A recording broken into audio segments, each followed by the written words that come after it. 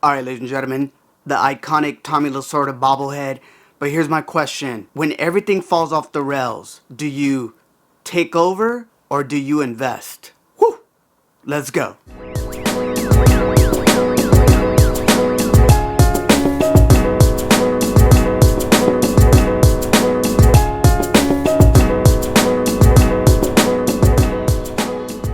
Hola, ¿qué tal, mi gente? Welcome to another episode here at Pasión podcast, where all we do is always talk about cultura, we talk about faith y conexiones.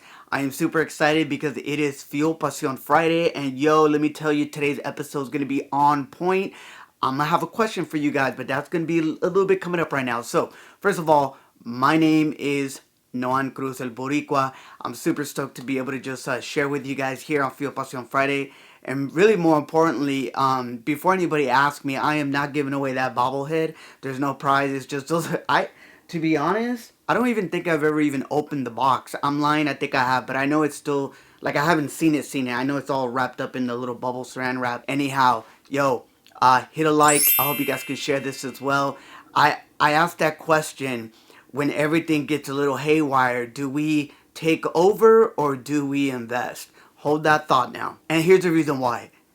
The book Multipliers, I've been kind of revisiting it for just some personal growth for me.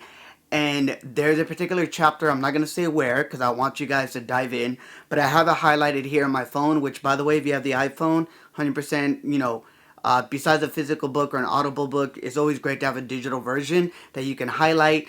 Another video for another day, just to kind of talk about the tech side of that. But what I love about this is, quote, it says multipliers invest in the success of others. In other words, it says they may jump in to teach and share their ideas, but they always return to accountability. Ladies and gentlemen, that is something that's really huge when we think about being leaders in anything that you do. The purpose of fueling your pasión is always to invest. And I say that because a lot of times there are leaders out there that just like to jump in and save the day when everything is going kind of haywire, but that's not the purpose. Look, when we think about faith-based organizations, right, they think about what's called discipleship. In other words, you are building leaders up. And it's the same in the workplace. There's programs, there's mentorships where we're building in order to be able to build the future leaders, which I always like to say are actually present-day leaders, but they just got to give the access. Again, another video for another day. But I think it's so important to be reminded of this because, look, this weekend, the Dodgers are playing the rivals, the Giants. And let me tell you, there is no other bigger rivalry. Yes, I'm going to say that, even bigger than the Yankees and the Red Sox, than this one in the West Coast. And I think a lot of times we have to look at teams and who are the key players that are going to step up. And hopefully you see now the investment that's been throughout the season and preseason to see key players step up when given the opportunity. Because we know a long season, no matter what sport you play, there's injuries, right? There's a lot of situations that come up that you may need that next athlete up mentality from the bench. So, when you think about your journey, when you think about if you are a leader, I really hope you're investing in others. So I just want to really quickly go into this. What is an investor? If you're a leader, I hope number one, you're the investor, meaning, let me back that up. Number one, within an investor, I'm just trying to be too fast. Slow down, right? Number one, the book tells us define ownership. In other words, investors always begin, and I'm going to quote this cycle by establishing the ownership to the front. So they see the intelligence, they see capacity and capability in the people around them, and they put them in charge. I've always said this, right? Hire to your weaknesses, right?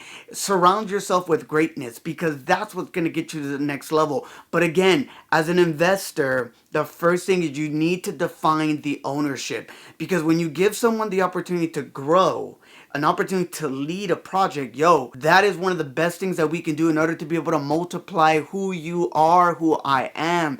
But beautifully to see that person be defined in their own leadership to go forward. So look, if you haven't done this in a while, give somebody a project, see what they're really good at, and give them the ownership if you are an investor. Next one, always, number two, always invest resources.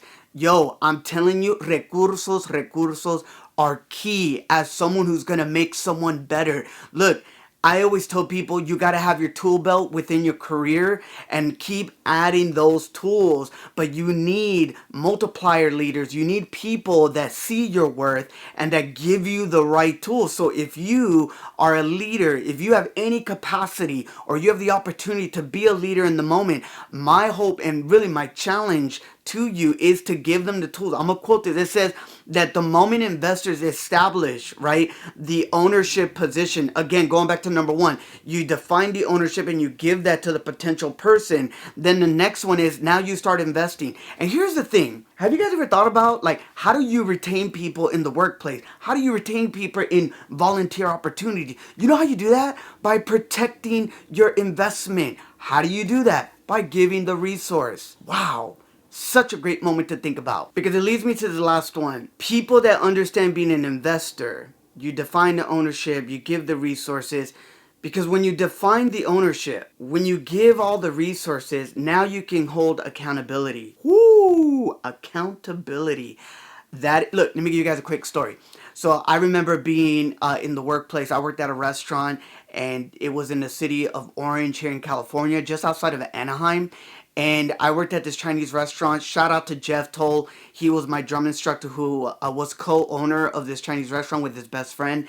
And I loved it, man. The culture at this restaurant was amazing. I never met a group of just amazing men and women that were these Asian chefs, all from China. They were all from different dialects, which was, for me as an 18-year-old senior in high school, was I just, again, was so enriched with so many different things. And I remember when I was given the opportunity to take ownership of being the lead waiter. Now, the way that they did it here back in the day, and we're talking about way back in the days, was that they gave me the opportunity to be able to make sure that every single waiter was set up for success. So I was the point person. I was given the ownership. They gave me the resources of what would be the best practices and what tools to utilize, and then how to be able to, the accountability side was when that came to be the challenge. Meaning that I got a little too comfortable, again, just being young, and I thought that I was just calling the shots, but little did I realize that a lot of the accountability on my part was to be able to follow up and ensure that, one, my waiters have everything that they need, two, that they're not tired, and three, just making sure they're okay, no matter what state that is. I didn't do that. I totally forgot. I had one of the waiters, and I totally blank on her name, but I remember her coming up to me and she says, "Hey, I hate to ask, but are you thinking of giving me a break?" Total fail. I failed. See, the accountability came in at the end of my shift, and I appreciate, my manager who sat me down and said, "Hey, walk me through this process. I gave you the ownership. I gave you the resources, but I do have to hold you accountable. Where did I not give you the right resource?" And I think that was huge. I remember I took the ownership. I said, "Look, it was on me. I got a little too comfortable." That's me. Other situations are different. But when I look at this and I read this, it says, in working with hundreds of businesses and executives, there is something that I've always noticed that's the finest of the leadership of leaders, that they all appear to understand the importance of accountability.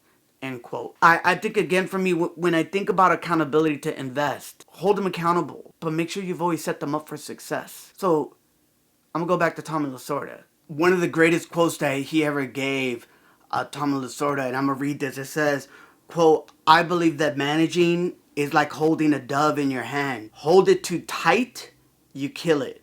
Hold it too loose, and it just flies away, you lose it." And I think all of my multipliers and leaders out there, it's a time to be delicate in how we hold this amazing talent that we have in the workplace, in your community, in your church, school, wherever that, on your team, maybe your team captain, I don't know. But wherever that looks like, have the mentality to always invest. Have the mentality to give the resources. Have the mentality to make sure you hold them accountable. Look, I'm going to give you the final one here. It says here in the book, multipliers have this core belief that people are smart and that they will figure things out. So again, the book says it makes sense when they operate as investors, giving the ownership that keeps rolling back to other people. See, the investor understands this investment of resources that they need to be able to grow anything, your business, your whatever that looks like, to be able to grow all that. And the last thing is that they engage personally. So here's my last one. When was the last time you personally engaged with a peer?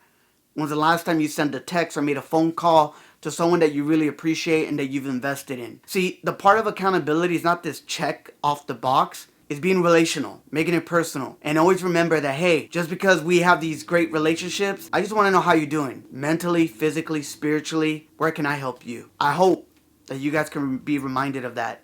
Look, in these next few days, maybe going into the new work week, maybe you're watching this in the middle of your work week or at the end or beginning. I don't know where it is. Pero recuerda, por favor, de poder invertir, de poder dar recursos, y siempre ser lo personal. That's what it's about.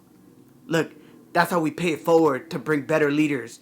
Look, I tell a lot of my students I work with a lot of peers that I have in the work field, look, man, I want you to do the job better than me. So what can I do to set you up? Ladies and gentlemen, that's what I got for you, man.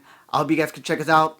FieldPasionPodcast.com. Hey, enjoy the newest episode. Shout out to my boy who was a guest this week. And yeah, man, that's all I got for you guys. Muchas gracias. Go Dodgers. I hope we can get it. Yo, I'm just excited, man. Look, the world has some unique moments right now. But for all my leaders out there, all my dreamers, my visionaries, yo, keep it positive. Let's invest, let's celebrate, let's inspire, let's lead people to where they got to get to. Take care.